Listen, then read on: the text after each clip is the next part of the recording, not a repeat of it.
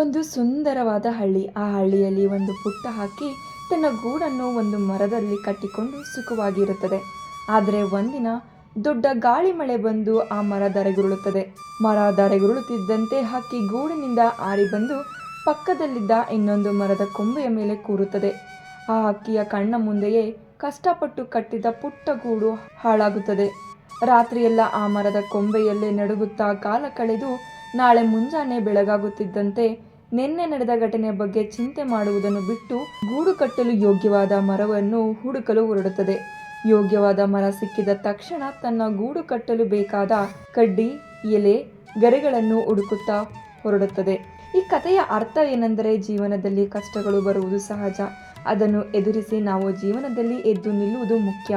ಇಲ್ಲ, ಆ ಸೋಲನ್ನೇ ಜೀವನದ ಅಂತ್ಯವೆಂದು ತಪ್ಪಾಗಿ ಭಾವಿಸಿ ತಪ್ಪು ನಿರ್ಧಾರವನ್ನು ಎಂದು ತೆಗೆದುಕೊಳ್ಳಬೇಡಿ. ಇದು ನನ್ನದೊಂದು ಕಿರು ಕೋರಿಕೆ. ಧನ್ಯವಾದಗಳು.